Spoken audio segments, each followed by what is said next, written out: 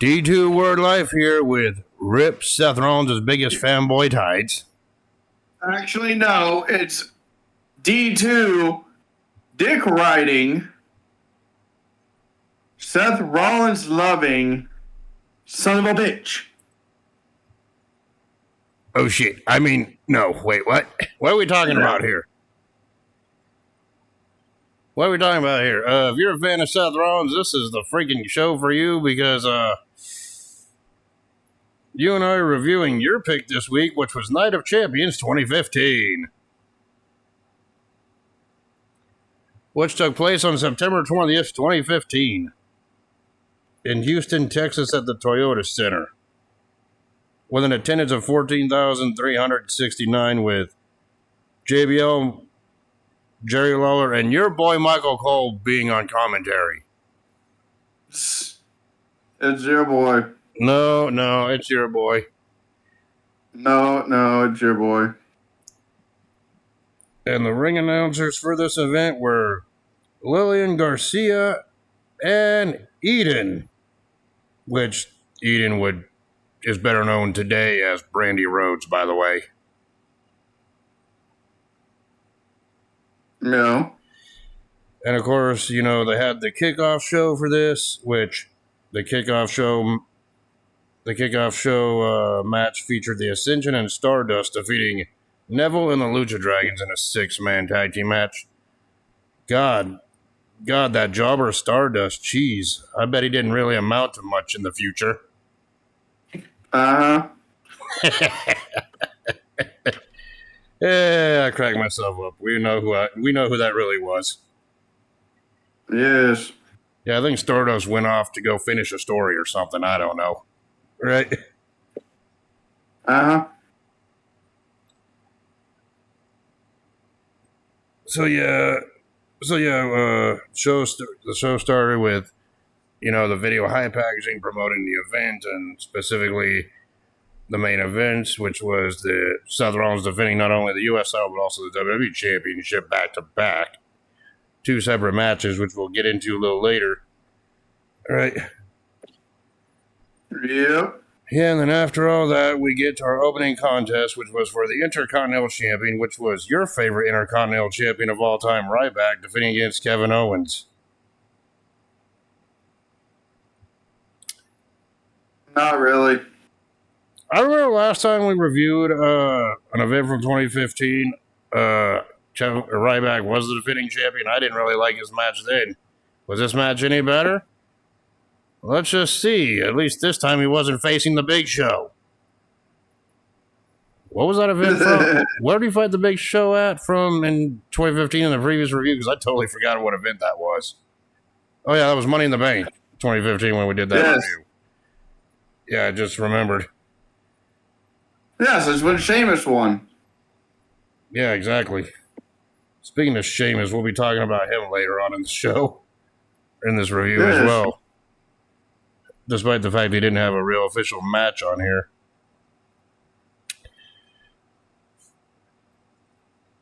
And of course, early on in the match, Owens was on the attack on Ryback, including applying an armbar to Ryback and yelling at the referee, ask him, while pretty much mocking Chris Jericho at this point, which we'll see later on. Jericho used to say the same thing. Yeah. The only reason I point that out is because Jericho does the same shit, or same stuff.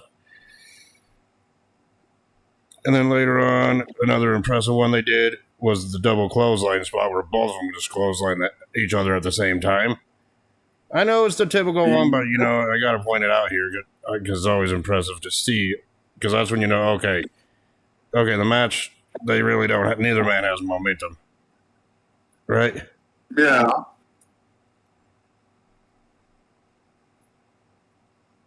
And of course, near the end of the match, Ryback went for a shell shock, but Owens slipped out of it and tossed Ryback's shoulder first into the steel post and got a roll-up for a 2 count. That was close, right? Yeah.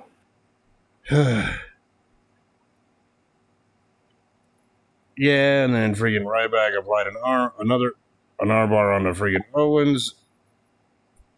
But Owens eventually got out of it, or was it? Or was it? Yeah, I think it was Owens who applied the armbar again on Ryback, and Ryback got out of it. God, I can't freaking. Yeah, I can't freaking talk today. All right. When can you? I know, right? Hell, I can't even talk during my live streams. I always screw up when I'm freaking doing gaming shit. What makes me think I'm good at doing reviews, buddy? Of course, the ending of the match came when, obviously, Ryback was going for a cell shock, but Owens raked Ryback's eyes. Referee was behind him, so obviously referee didn't see what happened, which blinded Ryback, and Owens hit the most devastating move in all of sports entertainment, the surprise roll-up to get the 3 count and the Intercontinental title. Your thoughts on this opening contest? It only ran about 10 minutes, so it didn't overstay its welcome. It was decent enough. Was it their greatest battle? No. Did they have more? Yes. And this win actually marked Kevin Owens' first championship win on the main roster. And I really hate to say this. I really hate to say this, but when Kevin Owens won here, it genuinely shocked me. I totally forgot Kevin Owens was a former Intercontinental Champion. How could you forget? I forgot because when it comes to his singles championship, I remember his reigns as U.S. champion more than his Intercontinental title run. And obviously his Universal title run, I remember more than his Intercontinental title run as well. What? I said I think he was only Intercontinental champion a couple of times.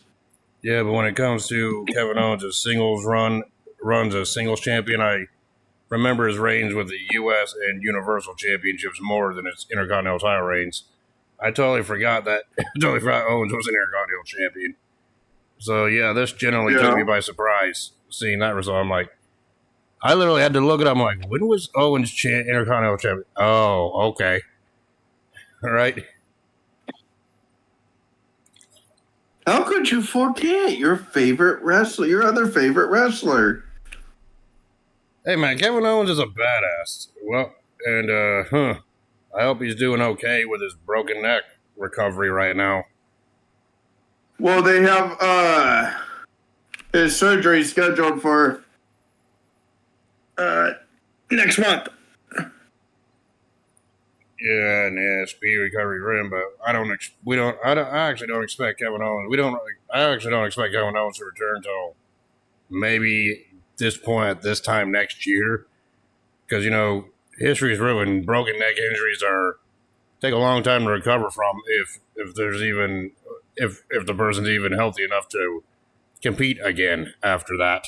Well, he was also concussed because of the landing on the ladder, like I said at WrestleMania, our WrestleMania review. Yeah, when he had his ladder match with Rhodes. Postponed that, and they literally told him, "Don't go anywhere, don't drive anywhere, don't do anything. If you do something, you could die." Yeah, we all know the story on that. All right. Because he literally said this on Cody Rhodes' podcast. Yeah. I mean, I seen that interview posted recently. I just haven't watched it yet. I'll probably check it out at some point. All right. So, yeah, as of now, it is his neck fusion surgery is scheduled for next month.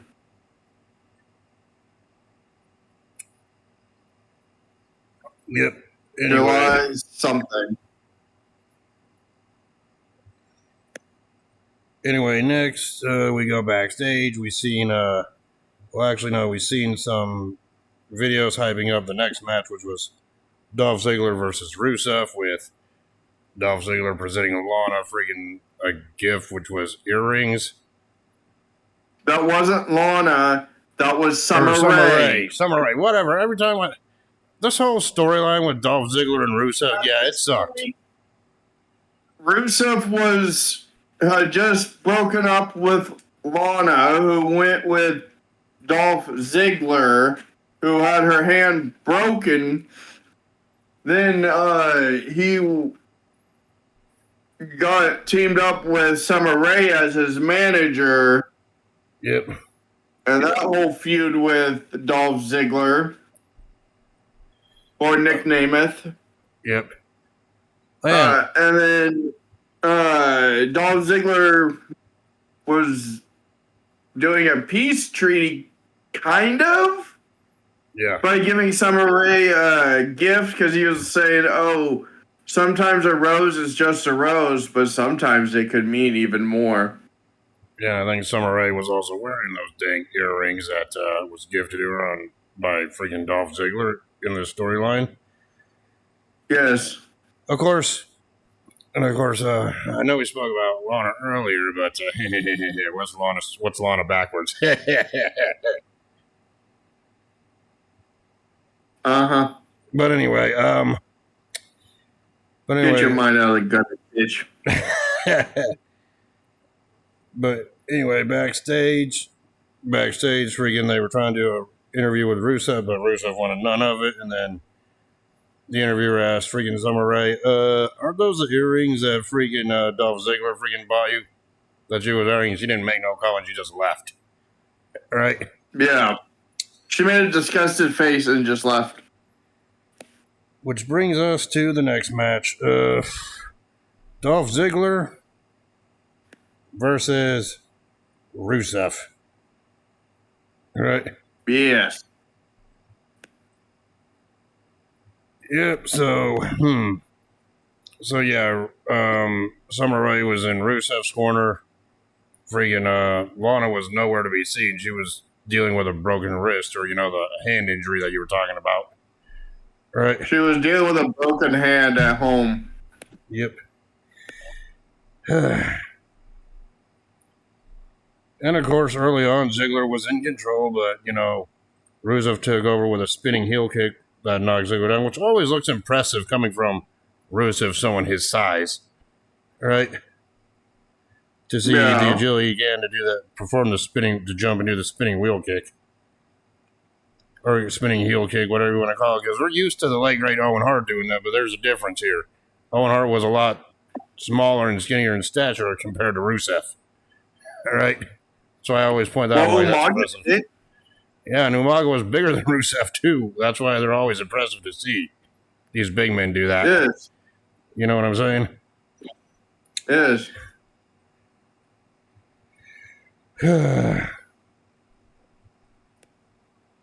Yeah, but then later on in the match, Rusev nailed a couple of body slams while Summer Rae was happy cheering from ringside, cheering on Rusev for this match, obviously, like a manager's supposed to do.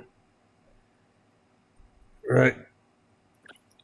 And of course, Ziggler tried to battle back, but Rusev was more in control with more body slams and big moves on him. And of course, Ziggler sold like Shawn Michaels did, all flopping around. Ziggler's known for doing that too. Yeah. I gotta say, Ziggler's his selling is underrated because, like, compared to Shawn Michaels, I'm like, that's exactly correct. I mean, Dolph Ziggler, Nick Nemeth now, or whatever. I keep butchering his real name. He can make a fucking clothesline look devastating, okay? Speak it with me. Nick Namath. Nick Namath. Okay, I get it. I'm bad with names. Shut up. I'm surprised. At this point. I'm surprised I'm even able to pronounce your real last name without fucking it up. Uh-huh. Now, Riptidz, potato fish. Quit stealing my shtick, bitch. I'll steal anything I want to from you. No, you do not. I have that shit trademarked, bitch.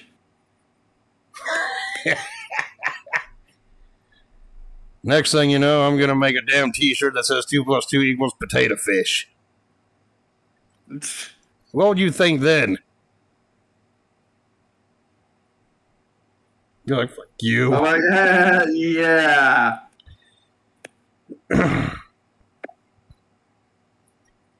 But anyway, later on near the match, after trading some near falls back and forth, like this was about the middle of the match, Ziggler dodged freaking a kick from freaking Rusev and went and applied a sleeper, but Rusev fought out of it. But then Ziggler went for the DDT, and both men were down after that, which slowly saw Ziggler go for a pin and get a 2 count. Right. But what really impressed me was Ziggler literally picked up Rusev and fucking body slammed him. Yes. Oh yeah, and also near after that DDT and 2 count combo, Ziggler went for his finisher, the zigzag, but freaking Rusev freaking shoved him off and nailed a super kick on Ziggler for another 2 count. The Machka kick. Yes. And this is where Rusev kind of fucked up, because Ziggler kicked out, and Rusev was just acting like he won anyway. Like, I'm like, okay. And after that, I'm like, okay, Rusev's obviously going to get his ass kicked, right? Yeah. And even when the referee tried to tell him, no, you lost. It's like, no, it's a 2 count. It's a 2 count. No. He even tried to get the referee to raise his hand. Oh my God, Jesus. Right? Yep. And of course, that's when Ziggler then came back and that's when Rusev tried to go for the accolade, but Rusev countered that, or Ziggler countered that with a super kick for a 2 count as well. Right? Yep. And that's when the ending was the ending came when friggin' Summer Rae stood up on the ring rope onto the apron. And then Ziggler freaking ran into the ropes and knocked her off, or bumped her into the ring, or knocked her out of the ring, whatever. And then Rusev then nailed Ziggler with a clothesline, and the referee told Summer to go to the back, but I guess Summer, out of frustration, looked like she went to throw one of her high heel shoes at the referee, totally fucking stormtroopered that, and nailed freaking goddamn Rusev instead with her high heel shoe. Yep. Which even Rusev had that look of what the fuck. But before he could even process what happened, Ziggler freaking capitalized and nailed the zigzag on him for a pinfall win. Yep. They hit the zigzag for the 1, 2, 3. Yep, so yeah, your thoughts on this whole Dolph Ziggler defeating Rusev match? Was it entertaining? Yes. Was it their best match? No. Did the storyline suck? Did they have a better match in the weeks after this? Yes. Was the storyline they were locked in sucked? Yes. Did it get canceled because of real life shit? Yes. Sorry, that's just my opinion. I wasn't really into this storyline at all. Do you want to continue the story? Did D2 or Dustin want the story to continue? Yes. Well, I'm pretty sure they had an end game for the storyline, but about a month or two later, the storyline was canceled due to Rusev and Lana announcing their real life engagement, thus canceling the storyline out completely. From what I remember. You know what I'm saying? Well, it was also that it kind of got canceled out because also going with Bobby Lashley as well. Oh, don't even remind me about the Lana Bobby Lashley shit and Rusev shit. That was a couple years later. Don't even remind me of that. They tried to revisit that, and that storyline also tanked. That storyline kind of got convoluted. Yeah, that story also got tanked. Right?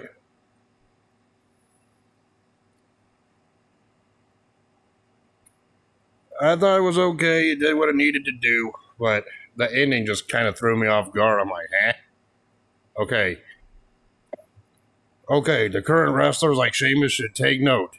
The way to beat Rusev is just have a female manager throw the shoe at him.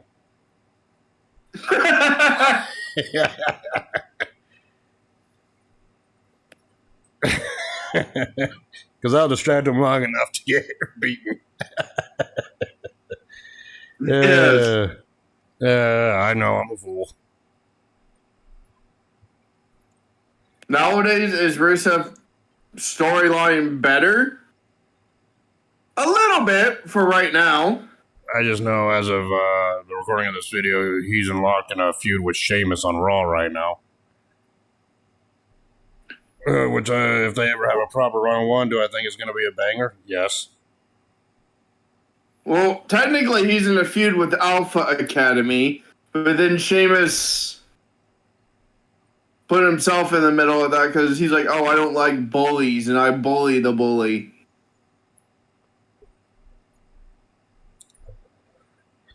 Oh, boy.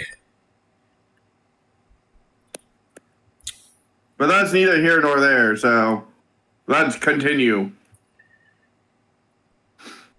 Next, we go backstage where we see Divas champion Nikki Bella working out, doing a little pre-match workout with Reba and Alicia Fox booking on backstage, right? And then in another part of the backstage area, we see Charlotte Flair with Becky Lynch and Paige where they're getting ready for the match, right?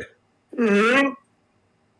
And God, do you even remember the team of PCB? Jeez, and I know that's the stable that first introduced Charlotte and Becky Lynch to the main roster, but seeing those Paige, Becky, and Charlotte, yes. Yeah, but seeing freaking Becky Lynch and Charlotte as a team together before they were famous, kind of weird to see nowadays. All right. Well, there was literally 3 stables that fucking appeared that year. Was PCB, then Team Bella, Naomi, Sasha, and Tamina. Yep, and then Team Bella. And then Team Bella. And knowing you were... Which was Nikki Bella, Brie Bella, and Alicia Fox. Yeah, knowing you were a Team Bella fan.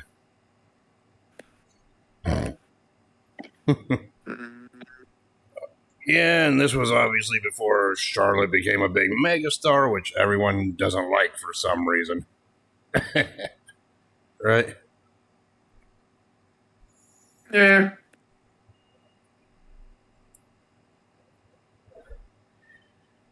Yeah, and then WWE showed a graphic showing some of the history of the tag team championships, considering the tag team title match was next, which they showed graphics for the new Blackjacks, Tony Atlas, Rocky Johnson, the Hart Foundation, LODN, Edge and Christian, right? Yeah. Just to name a few, right? Yep. And yes, that's when your boys, the tag team champions at the time, and tag team champions as of right now, the New Day made their entrance. They're your boys. Your fucking boys, the New Day. Go fuck yourself with the New Day. The New Day always sucked. The only one that was even freaking really good was a Big E. Well, and Kofi. Well, that's the only 2 superstars. Well, that's your opinion. That's your opinion. So you must have liked this match. At least Big E wrestled in this match, right? Yeah, I was hoping the Dudley Boys would have won. Yeah, we'll talk about that in a minute. But yeah, the New Day came out, and right when they got to the ring before the match, they cut a promo talking about, we have to save the tables. So we got a petition called the Save the Tables movement. And I got many signatures, including from people like The Authority, Bill Nye the Science Guy, Jake from State Farm, the one who wears khakis. Sorry, I have to. And then they say, like a good neighbor, the New Day is there.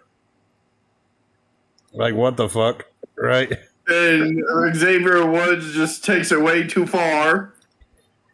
And then they brought up, and they even have support from then President Barack Obama. Like, why do you have to bring that in there? And you notice something about this crowd, as soon as that name was brought up, they started booing. Yes. Some things never really change, do they? Nope. And that's about as far as I'm going to get to the humor with that humor. Right? And then they tried to start a Save the Tables chant, but the crowd wasn't having any of that. Right? Except JPL. Yeah. And then obviously the Dudleys came out as a challenger, so thus our tag team title match between the New Day and the Dudley Boys were up next. And the Dudley Boys at this time were going for their 10-time tag team champions at that point. They were going for their 10th tag titles together as a team in WWE, and at this point, Bubba Ray and Devon were veterans, pretty much nearing the end of their wrestling careers at this point, right? Well, they are going to do one more match as of now, but yes. And of course, the Dudleys were dominating the New Day early on, and which prompted Woods on the outside, because Woods was the manager, he wasn't involved in the match physically, he was just yelling at.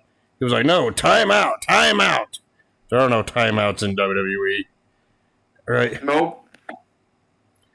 And of course, a little bit later on in the match, Big E got the tag in, and Bubba was the legal man in the ring, and then Big E confronted Bubba in the ring, pretty much saying to Bubba, "Go home, old man," and then he proceeded to shove Bubba like, yeah, Bubba came back with a tackle and just took control over Big E. What do you expect? Right? He just pummeled that bitch. Yep. And Bubba even nailed the suplex on the Big E on the middle rope. That earned him a 2 count, right? Yeah. But then freaking Woods was on the apron, so Kingston, who was a legal man, nailed a drop kick on the freaking Bubba, and Bubba was down, and then they worked on Bubba in the corner, and I'm sorry, but every time freaking Big E got tagged in and Kofi Kingston got tagged in and they did their stomps in the corner, it made me laugh when Big E was playing the trombone on the outside in rhythm with the moves. That wasn't Big E. That was Xavier Woods was out there with the trombone. Sorry, Xavier Woods was out there with the trombone. Funny.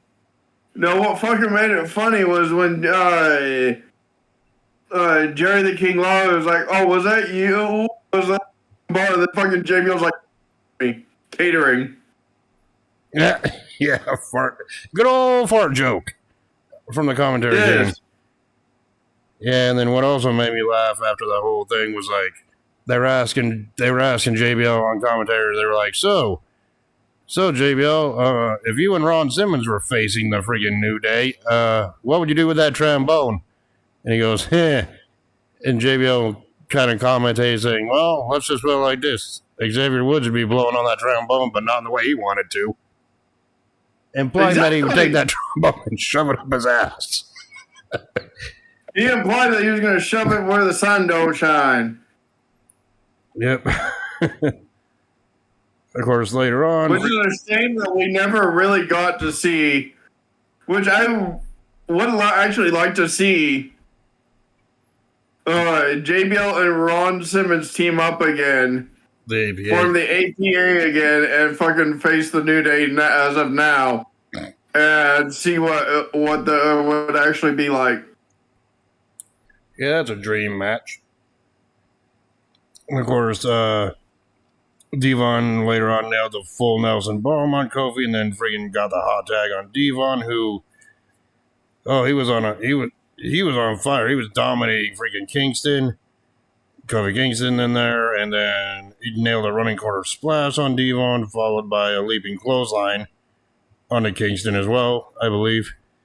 Then Bubba got the tag in. They did the back suplex neck breaker on Big E, who was trying to interfere to stop their momentum, but the Dudleys actually nailed the 3D on Kingston.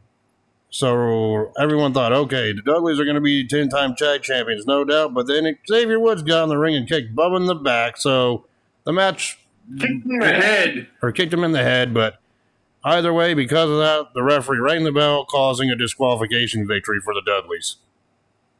And I still think the wrong team fucking won.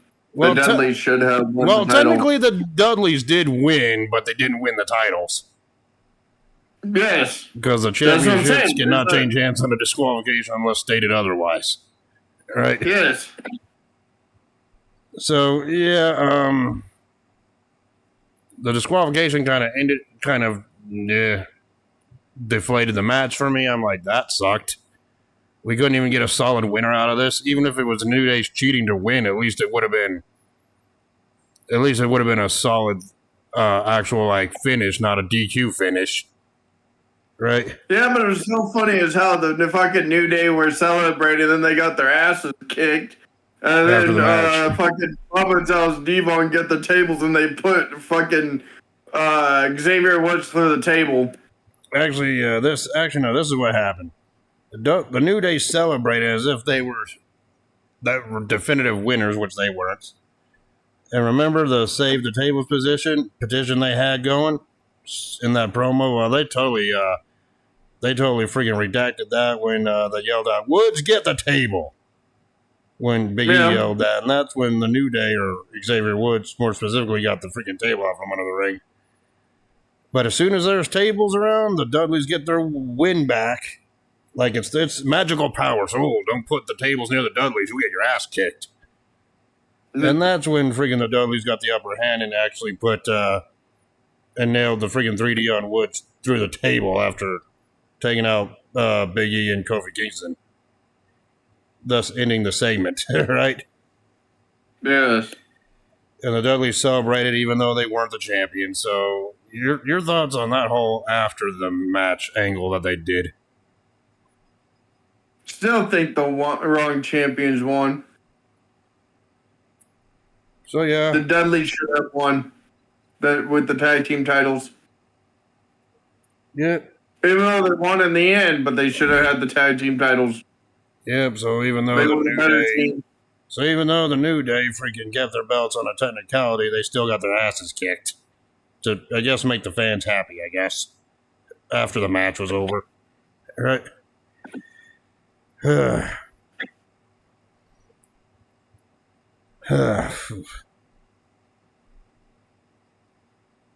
Yeah, and then after the matchup, they showed a graphic about some of the best women's champions in WWE history since the Divas title was next. Match was next. The Fabulous Moolah. Wendy Richter, Lita, Trish Stratus. Oh, that list would be so much higher nowadays because there's so many more legendary names after this event that you could put on that list. Am I right? Yeah. Yeah, and then afterwards they showed the video package about Nikki Bella having the longest record for the Divas Championship in WWE history. Nowadays, no one cares about the Divas title, but back then it was a freaking huge ordeal since that was the only women's title in the WWE at that point. Right? And pretty much they also showed what happened on the Raw prior with Charlotte Flair defeating Nikki Bella by disqualification, thus prompting Stephanie McMahon to come out making this match and pretty much saying that if Nikki Bella did twin magic or got disqualified or count out anyway, she will lose the title to Charlotte, which this was, I believe, Charlotte's pay-per-view debut in WWE, if I'm not mistaken. Not counting NXT, obviously. Yeah. All right.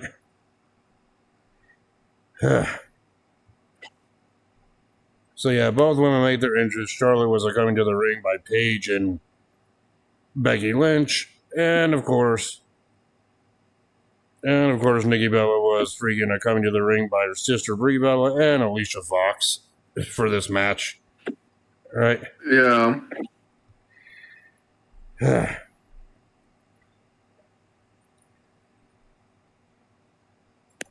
So yeah, there was some stalling by Nikki early on in the match. Was very hesitant to face Charlotte at the beginning, classic heel tactic. Right? Yep. And then early on in the match, there was a spot where Charlotte went over the top rope and tweaked her knee, but the selling looked like a second off when she landed, and then she started selling within a fraction of a second, I noticed. Right? And I'm just thinking, wow, the woman who freaking targets the freaking knee for their figure eight finisher has a kayfabe injured knee here. Okay. Right? Yeah. It's kind of unusual to see in Charlotte matches, but I digress. Right? And of course, Nikki Calloway slamming Charlotte down onto the floor, laying her down by the knee. So pretty much the most of this match was Nikki trying to freaking target the knee throughout most of this match, which you and I agree that's smart strategy, whether you like it or not, whether it's the heel doing it or not, right? Yeah. I mean, hell, you're a wrestler. You work on the injured body part. Your opponent has an injured limb. You work on it to weaken them up even more, right? Yep. So at one point,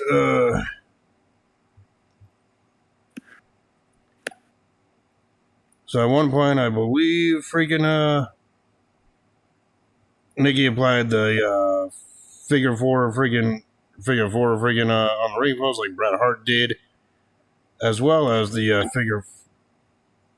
Was it the figure four that she applied on Charlotte, or was it the sharpshooter? Because I know there was a submission spot that Nikki did in the ring. But yeah, I think it was a figure four that Nikki did. Now I remember. And yeah, Nikki Bella's teammates freaking tried to pull the rope back, preventing freaking Charlotte from getting to the rope, but Nikki broke the hold and yelled at them. That was a Boston Crab. Whatever. Either way, freaking Team Bella tried to freaking yank the rope back during the submission hold, so Charlotte couldn't get to the ropes, but Nikki Bella caught that, released the hold, and yelled at him because, like, you disqualify me, I lose a title. What are you doing? Right? Yes. In other words, be like, don't get involved. Jeez. Right? Don't be doing that shit. You're risking my title doing that. Right? Yes. And of course, shortly after that, as we know, Nikki did apply a sleeper hold, which she also wrapped her legs around freaking Charlotte, but Charlotte countered it by dropping straight back on her back on Nikki's back, right? Dropping backwards. Yep. And of course, Nikki got the upper hand when she freaking drove Charlotte's face into her knees for a 2 count, right? Of course, Nikki was frustrated. Nikki got frustrated, didn't win because he didn't get the win, but a little later on, near the end of the match,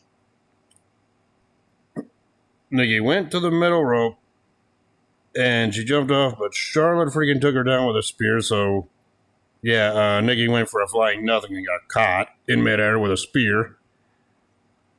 Yeah. And then right when Nikki was down, Charlotte applied her patented figure 8 submission hold, which led to Nikki tapping out. Thus, Charlotte won her first championship in WWE via submission. Her first of many titles in WWE on the main roster. All right. Yeah. So, your thoughts on this one? It was decent. I thought it was okay for what it was. Did we see Nikki Bella have better matches? Yes. Did we see Charlotte have way better matches in the future following this? Obviously. All right. But, I thought it was okay for what it was. They served their purpose and they told the story they needed to tell, and it ended freaking Nikki Bella's reign at, what they say, 301 days or something like that. Right? Something like that. I'm just saying it could have been better, but we were pretty much right on the cusp of actually having women's wrestling being taken more seriously and the Divas era ending at this point anyway. That was alright for what it was, though. Of course, after the match, freaking Charlotte held the Divas Championship, a high celebrating with Becky Lynch and Paige, and Ric Flair showed up. Give her a hug at the end and everything else, and pretty much celebrating the win as well. Right? Yeah. Yeah,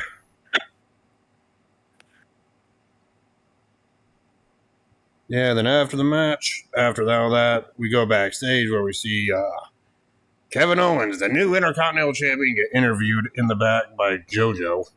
Right? Yeah. For some reason, I still couldn't remember Kevin Owens being the Intercontinental Champion.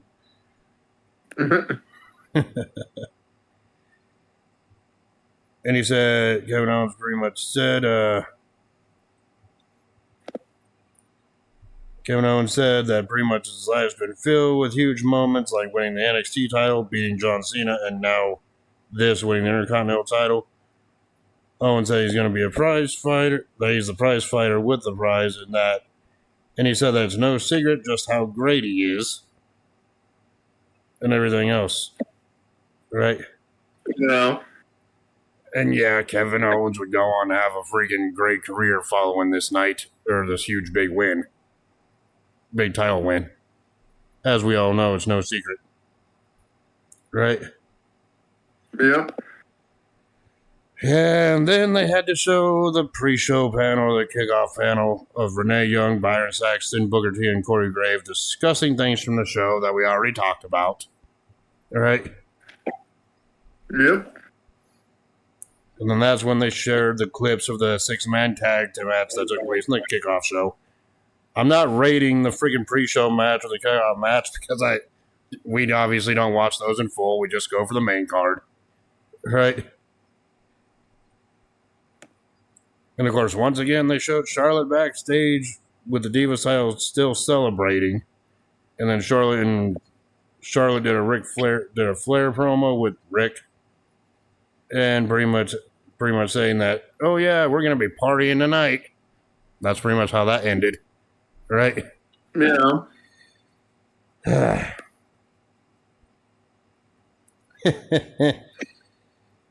And then next we see a video package hyping up the next match, which was the six-man tag team match. It was the Wyatt family, which was the late great Bray Wyatt, the late great Luke Harper, and the Monster Among Men, Braun Strowman, before Braun Strowman had that nickname.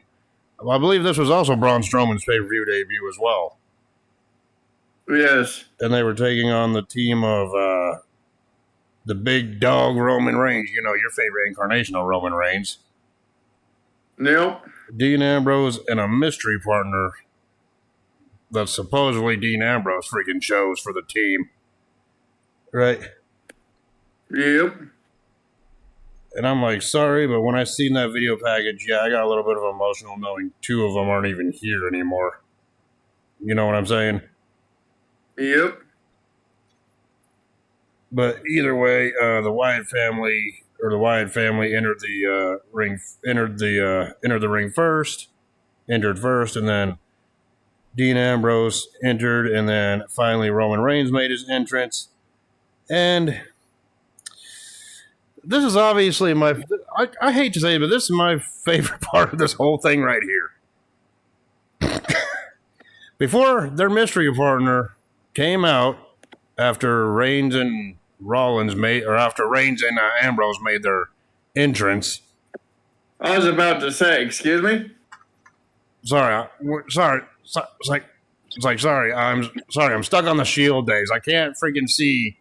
I'm so used to Reigns and Ambrose teaming with Rollins here, right? Okay? But that's not the case for this show.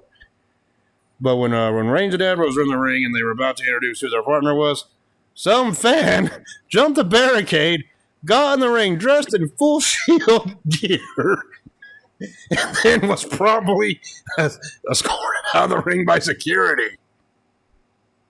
Yes. And Bray Wyatt, who was sitting in the opposite corner on the turnbuckle at this point before the match, was taking the piss out of it, laughing to death, and pretty much mocking Ambrose and Reigns, saying, "Is that your partner?" You know what I'm saying? Yes. Obviously, the network / Peacock version had this cut, but I still remember it happening live. Even back then, that made me laugh. I'm like, what the hell? So obviously, the guy who did that's now a living meme. But here's my advice: don't ever cross the As a fan, don't ever cross the freaking barricade and get in the ring. Shit will go down. That guy's lucky he didn't get the crap beaten out of him. You know what I'm saying? Yeah. But anyway, freaking Ambrose and Reigns' real mystery partner came out, and it ended up being Chris Jericho returning after a hiatus. Right. So yeah, we got the Wyatt family taking on Reigns, Ambrose, and Jericho in this 6-man tag. It would have been funny if the WWE face was like, okay, let's just have the random fan be their partner. What could go wrong? Yeah, a lawsuit. Yeah, a lawsuit. That's what would happen. Right? Yeah. And of course, early on in the match, Jericho hit a top rope crossbody, followed by an enziguri kick on the freaking Harbor, but Strowman got the tag in, while Reigns also got the tag in there. Was also in the ring, but yeah, Ambrose got tagged in so they could double team Strowman, but Strowman took him down with a double shoulder block. Strowman was pretty much booked as a beast at this point, right? Yeah. Anyway, I don't want to go too deep into this contest. We still got 2 more matches to talk about, but at some point, freaking Reigns set a powerbomb on the Luke Harper for a 2 count, but then Reigns went on to hit 9 corner clotheslines and an uppercut punch that freaking Harper sold by going over the top rope to the floor. Sold it like death, right? Yeah. Pretty much that move. So Wyatt then distracted the referee, and then Strowman grabbed Reigns, and then Harper nailed the super kick on Reigns. And then Reigns was being freaking triple teamed in the corner, isolated in the corner, you know. Typical heel freaking work, right? Yep. Which I was turning a blind eye to because I'm like, I didn't care, right?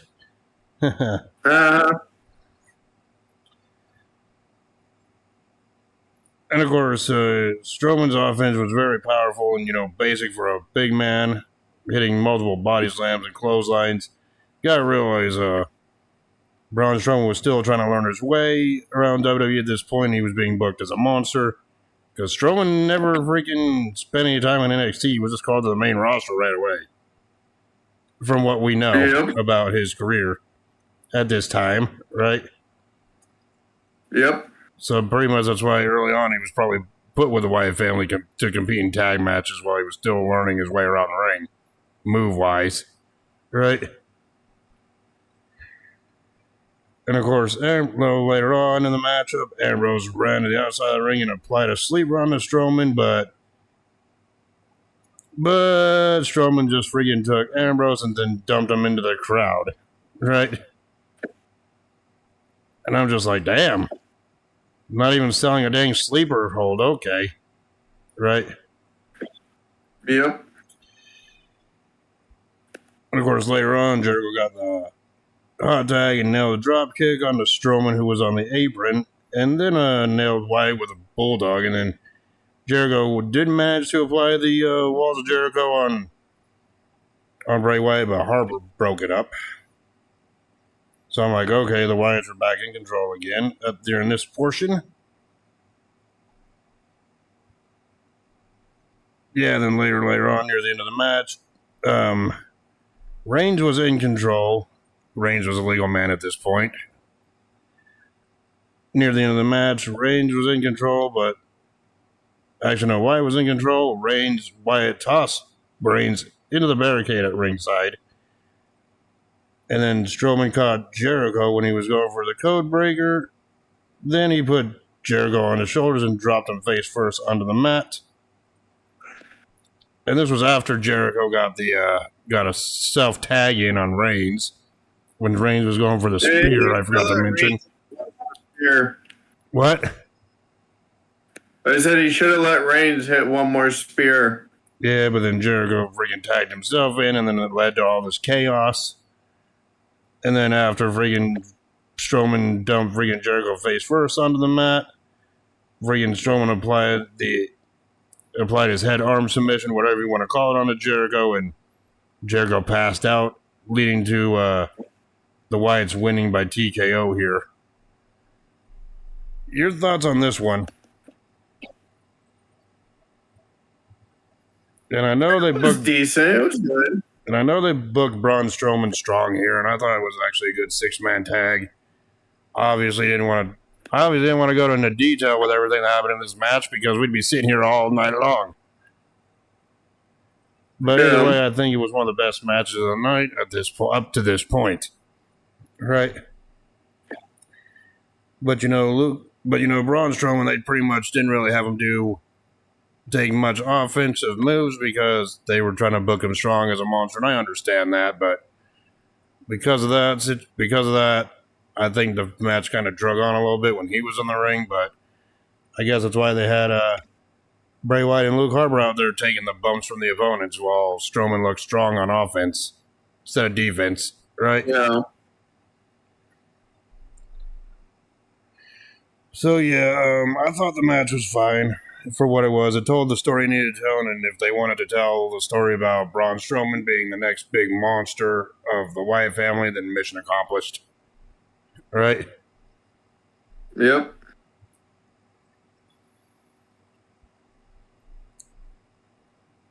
Of course, after the match, freaking Reigns and Ambrose looked disappointed with the loss, and the fans were chanting Y2J, but then Jericho, just in a rage, walked out of the ring after bumping into freaking Ambrose on his way out, signifying probably Jericho's 50-11th heel turn. At this point, right? Yep. So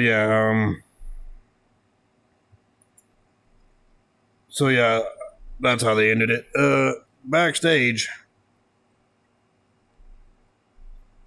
It's like backstage, we seen Seth Rollins in the back getting ready because his 2 matches were next, one after the other. And then Triple H and Stephanie McMahon showed up to encourage him. Pretty much, Stephanie and Triple H said that he's pretty much telling Rollins that he's the man, and then Rollins like, yeah, I'm the man. And I'm just thinking to myself, your future wife will say something different about that. So that's what I thought when I heard Rollins say that, right? Yep. And then after Rollins left the backstage area, Hunter and Stephanie said he's ready, and then Sheamus, the Money in the Bank briefcase holder, showed up behind him and said, "Oh, he's ready too," which pretty much set up the tease for a Money in the Bank cash in, right? Yep. And then they showed the graphics for legendary former U.S. champions, they showcased Harley Race, the first U.S. champion, Sting, Ricky Steamboat, the late great Eddie Guerrero, and Booker T. They had to show the Booker T graphic with the title because they were in Houston, Booker T's hometown, right? Yeah. And then immediately afterwards, they showed the video packages or some of the highlights of the greatest W champions in history that showed Bruno Sammartino, Ric Flair, Shawn Michaels, Steve Austin, and The Rock. Right? Yep. I'm surprised they didn't freaking showcase John Cena there as one of the greatest W champions ever. Right? At that point, you'd think they would have. Considering at this time, Cena was a 15-time WWE champion at this point. But I digress. Then they showed the video package, which set up both matches and how Rollins was going to defend the title, U.S. and WWE championships back-to-back on this night. His first match being against Cena for the U.S. title in a SummerSlam rematch, and his second defense being the WWE title match against Sting. Right? Well, he had no choice because Cena literally... the week prior to the pay-per-view said, since the authorities said every championship is on the line, I am cashing in my automatic rematch for the United States Championship. At Night of Champions. At Night of Champions. So you're going to have 2 matches. Instead of one. And he's like, well, Steph, and she's like, you got it. You got it. Of course, during the build-up with Sting, sorry, my funny moment was when Seth Rollins was like, okay, we're going to unveil a friggin' statue for you. They unveiled it, and it's just Sting standing there on the podium. And Sting gave that look like, sup, bro, how the hell did I get here? What? Right? Oh, well, might as well just beat the hell out of you. Right? No, he just literally just takes the damn statue, takes it to the back, where he has the freaking garbage truck destroy it. the garbage company come with him and just literally destroys the fucking statue. So yeah, anyway, that built up these next two matches, so I'm not gonna go into the history of the Seth Rollins Sting storyline before the next contest. And of course, John Cena made his entrance, followed by the WWE and US champion Seth Rollins, and Seth Rollins was wearing his white tights once again. Which anyone knows the story, Vince McMahon hated those white tights and told Rollins, don't wear those ever again. Probably shortly after this pay-per-view, maybe. Right? And then that's when Rollins went back to wearing the black trunks. Right? He wore the wrong pair of pants. He should have worn the brown pair. So he saw him shitting himself. Oh, there's anything Rollins would have shit himself? Okay. Oh, shit. Wait, what? So, yeah, the match started off, and the crowd was really vocal for this one because, obviously, they were doing the Let's Go Cena, Cena Sucks chants. As of 2025, most of the crowd will just be doing the Cena Sucks chants. Because, yeah, Cena does suck. Go fuck yourself. I only said that because I knew your response would be, go fuck yourself. Uh-huh. Yeah. That's why.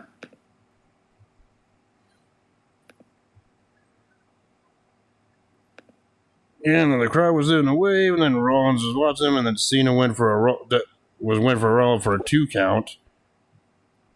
And of course, later on near the beginning, Cena went for the 5-knuckle shuffle, but Rollins freaking kicked him in the face, and then hit a neck breaker variation for a 2 count. Yeah. And then a little later on, I'm just going to try to go through this briefly, naming the big spots here, or some of the spots here. Cena went for a sunset. Cena then jumped on his back, and then nailed the sunset flip powerbomb for a 2 count on Rollins. The code red. Or the code red, whatever you want to call it, cheese. Or as what Roxanne Perez calls it nowadays, Pop Rocks. Yes. So it's the code red, Mexican destroyer, Canadian destroyer, all that shit. Yeah, and then a little later on, freaking Rollins did go try to do a buckle bomb, but Cena freaking turned it into a Hurricane Rana. Yeah, Hurricane Rana, which sent freaking Rollins into the middle turnbuckle. And these are moves that we haven't seen Cena use in fucking years. Yes. And after another good back and forth, Cena went for the AA or the FU, whatever you want to call it, but Rollins landed on his feet and nailed 2 super kicks on Cena and got a 2 count. Right? Yeah. And then Rollins then kicked Cena onto the outside of the ring, and then Rollins then nailed a somersault dive over the top rope to take him out, to take Cena out. Right? Yeah, but he only hit his shoulder. That's why he went. All he did was basically bump into John Cena's shoulder, and John Cena went down because it was a fucking botched move. Yep. Anyway, and then back in the ring, Rollins went for a frog splash, but missed because Cena moved out of the way, and that's when the fans started an Eddie chant, as in the late great Eddie Guerrero.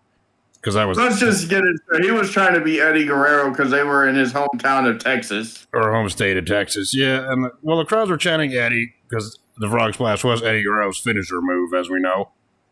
Right? Yes. Shortly afterwards, Cena But even nailed. if he didn't hit it, you still fucking roll out of that shit. And even if Rollins already hit the frog splash there, Cena would have kicked out anyway. Let's face it. But either way, afterwards, Cena followed it up by nailing a tornado DDT for a 2 count on Rollins. All right. Yeah. And then Cena decided, well, I'm gonna go to the top rope. But then Rollins cut him off, and Rollins stopped him from attempting whatever move he was gonna do off the top rope. And then Rollins then nailed a superplex onto Cena from the top rope, and then rolled through with another superplex into a slam for a 2 count on Rollins' signature. But Cena, like I said, Cena kicked out of that. So I'm like, okay, that was a good back and forth scenario there. Right? And of course, near the end of the match up here, Cena went for the STF, but Rollins got to the ropes. And then Cena turned it into the attitude adjustment, but Rollins slipped out of it and then connected with a buckle bomb for a 2 count. I mean, at this point, it was back and forth near the end. You couldn't tell who was going to win, right? Yeah.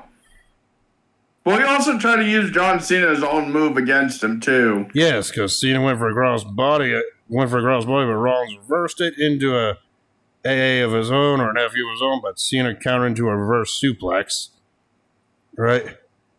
Which not Rollins on, so Rollins stealing Cena's finisher maneuver didn't work. And then Rollins went to the top rope, and he connected with a leg drop to the back of the neck, a Cena freaking signature move. And then... No, Cena went to the top rope. Yeah, Cena went to the top rope and nailed his freaking leg drop to the back of the neck onto Rollins. And to finish things off, Cena nailed the attitude adjustment or FU onto Rollins for a 3 count to win the United States Championship back. Yeah. Before we go on to what happened after the match and obviously to the next match afterwards, your thoughts on this one? It was decent, I guess. In my opinion, out of the 2 matches that Rollins had on this pay-per-view, this one with Cena was the best one, but I'll explain why after talking about the next match. So yeah, I thought this was good. This was the match of the night at this point, in my opinion. All right. Was this the end of their rivalry? No. Did Rollins try to get the United States Championship back? Yes. Did he succeed? No. So yeah, I thought it was a decent back and forth match. It could have gone either way, and obviously both these matches are capable of having great matches, especially with each other. Cena and Rollins is. So what happened after the match, you may say? Well, after the match, when Cena was celebrating with the U.S. title, Rollins tried to walk away with the WWE Championship, going, screw this. Right? No. He tucked his tail behind his ass and fucking tried to run away like a little bitch like he always did. Yeah, and then Cena stopped him at the entrance ramp, and pretty much Cena was like, told Rollins, no, you have one more match against Sting. You have one more match. You can't be leaving now. And Rollins just like freaking you tried do to duck. when I'm either The Undertaker or Rikishi. Yeah, so Rollins freaking tried to duck Cena, but then Cena caught him and gave Rollins another attitude adjustment onto the floor this time. And then proceeded to take Rollins' freaking unconscious body and put him back into the ring. Right? And JBL was saying, this is not fair. Do not ring the bell. This is unfair. And then... There is no fair. And then that's when Sting proceeded to make his freaking entrance out to the ring for the WWE Championship match. With Rollins already knocked out. Right? Yes. Yeah, and then the whole time on commentary, like you said, you had JBL saying, what the hell, this ain't fair during Sting's entrance. Right? This is BS. You might as well just say this is BS. But hey, that was what was in Rollins' contract for this event. 2 back-to-back matches, no matter what. All right? Well, he was mouthing off to the authorities saying, oh, I'm the man, I'm the man, I'm the man, I'm the man, I don't... Man, I'm the man, I'm the man. Fuck that. He was a whiny-ass little pussy then, and he's a whiny-ass little pussy now. When it comes to Seth Rollins, there's only one person that he associates with. That's the man, and that's not him. That's not himself. We all know who that is. Right? Yeah, it's his wife that was on there earlier. Yes. Anyway, we go to the WWE Championship match, or then known as the WWE World Heavyweight Championship. I don't care what you call it because it was still technically the WWE Championship anyway. Regardless the name. Yeah. So at this point, Rollins, already beaten up, already lost to Cena, was not at 100%, had to defend immediately against Sting. The veteran, right? Well, he should have kept his mouth shut. Now Rollins was down and out, selling from the attack from Cena, but if WWE decided to go the whole Sting hitting a freaking goddamn Scorpion Death Drop to end Rollins to win the championship, yeah, it would have been a bullshit way to end the freaking show, but it would have been way better than what we ended up getting near the end. But Yeah. either way, freaking Seth Rollins was up in the corner, all hurt, bent out of shape. Sting capitalized immediately by nailing the Stinger Splash. And then he went for the Scorpion Death Drop, but Rollins fought out of it. So he gave Rollins a back body drop over the top rope to the floor. Right? And then Sting remained in control on the outside when he threw Rollins shoulder first into steel steps. Right? Yeah. And then back in the ring, Sting remained in control, and thus sending him back over the ring on the outside again. And then Rollins got whipped into the barricade twice. Right? Yes. Eventually, Rollins got back in control. Eventually, when those two were on the outside of the ring for like a third time, and that's when the spot happened with the Spanish announce table where freaking Rollins shoved Sting into the Spanish announce table. Sting ended up going through it back first. So the Spanish team was down, and by the looks of it, looked like the back of Sting's head nailed the freaking one of the monitors. Right? Oh, it did. Yeah. Which kind of set the tone for the rest of the matchup because Rollins was in control throughout the most of the match at this point, right? From what I saw.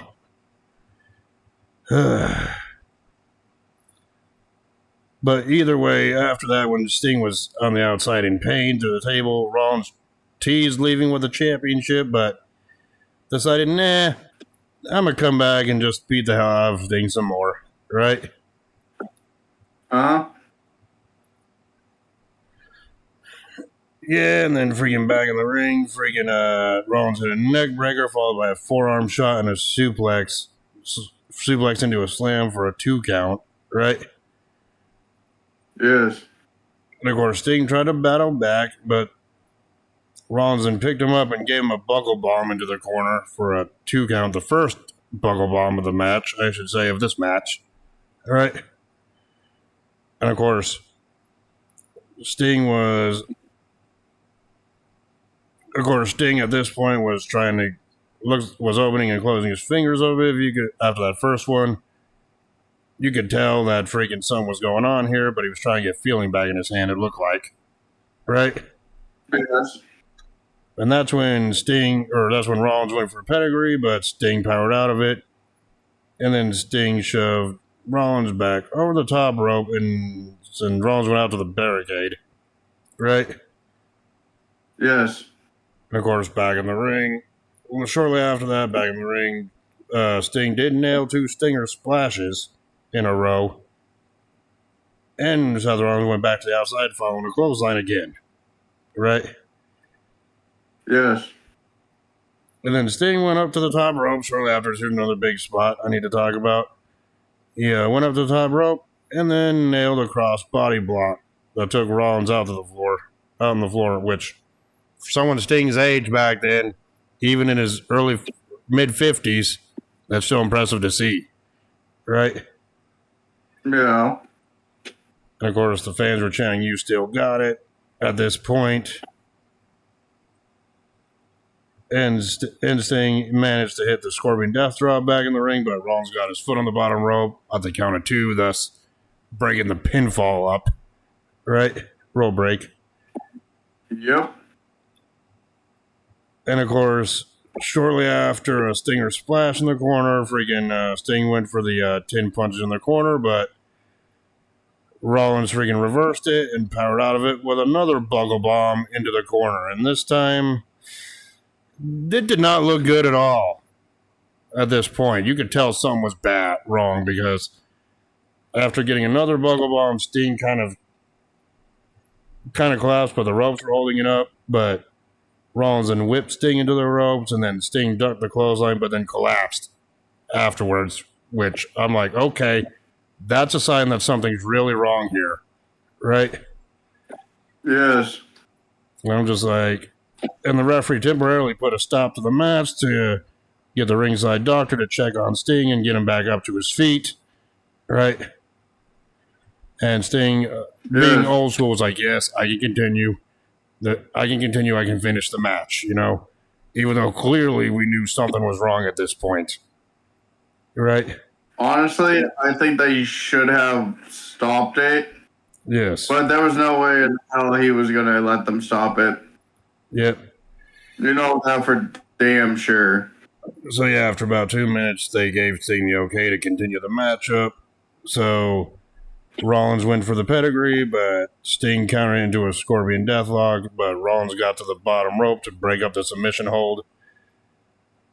Rollins nailed an Enziguri, and then Rollins went for another pedigree onto Sting, but Sting turned into another Scorpion Deathlock attempt again, but near the end, and at the end of the match, Rollins reversed the Scorpion Deathlock into a pinning situation to get the 3 count in the win.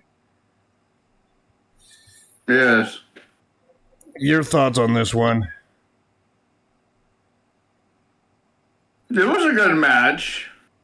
So yeah, Seth Rollins barely retained the WWE Championship here, right? It would have been funnier if he would have lost.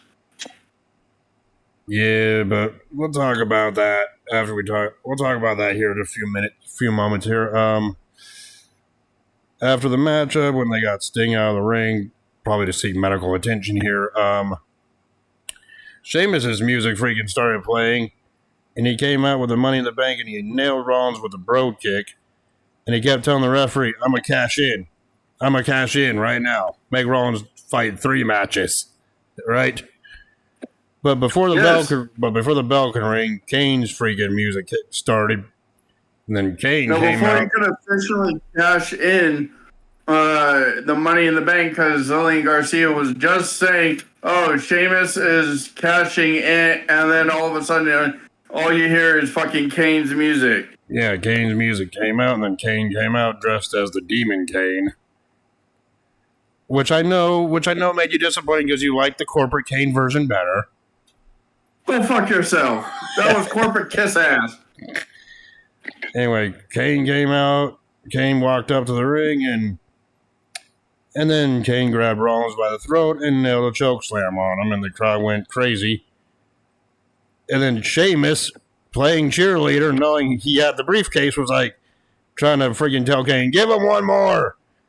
But then Kane had no. He did to your leg. Yeah, and then get him, beat him, give him one more. And then Kane had no interest in doing whatever Sheamus told him. So he decided to give Sheamus a choke slam too. And then in the freaking event, Kane nailed Rollins with a tombstone pile driver. And pretty much that's what ended the show went off air with Kane staring at an unconscious Rollins, pretty much setting up their feud. You're okay, so yeah, that's how the show ended, but we need to talk about the Sting situation. It was after this match with Seth Rollins that it was found out that Sting broke his neck, probably because of those buckle bombs in the corner. And pretty much... Well, it's mostly due to the bad bump that he did on the Spanish announce table, because he literally hit his back of his neck on the monitor. You could literally fucking see that it hit. Yeah, it was probably a combination of the table spot with the monitor nailing him in the back of the neck, plus the whiplashes he freaking got in the freaking corner due to either the first or the second buckle bomb. Probably the second one, because it was after the second one he really got messed up. Also, Yes. on top of the damage he already took. So, yeah, it was reported shortly after this match that Sting broke his neck and had to have surgery done on his neck, and he was inducted into the 2016 Hall of Fame the following year, where at that event, after his induction, he announced his retirement from the ring. Which was not true. Which, well, at the time we thought it was true. I mean, he would return to wrestling like he would have another match like 5 years later in AEW. But at the time in 2016, when he announced his retirement, we thought it was it. That his last match was at Night of Champions. Well, technically, he retired twice because he retired in TNA, saying that was his last match. Yep. That he was retiring. And then he goes back and goes to WWE, wrestles there, and then the next year at WrestleMania, he says, it's like, I'm done. So he retired 3 times. Yeah, and then Sting freaking debuted in AEW in late 2021, and then had a good run there for like a couple of years, and then retired in 2024, I believe, as of last year. Right? Yes. So technically, if you want to call it that, yeah, he announced his retirement like 3 times. Well, he did that. He pulled a Ric Flair.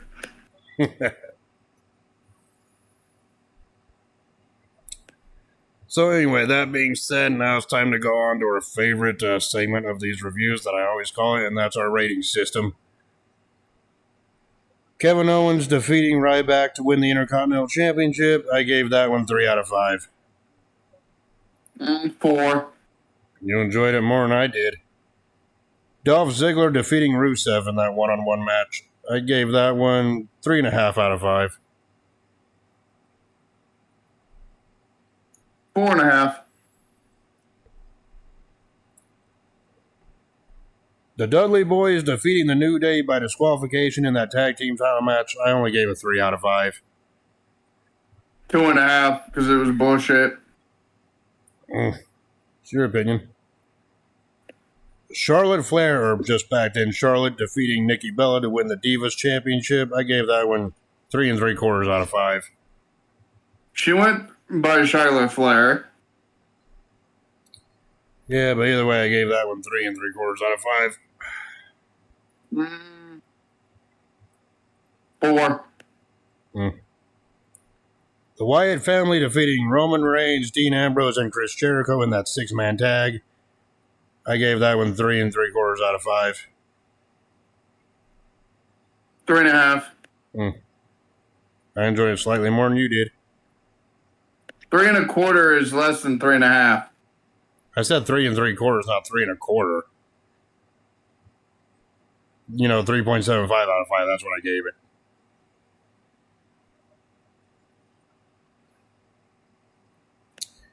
But anyway, John Cena defeating Seth Rollins to win the United States Championship. I gave that one 4.5 out of 5.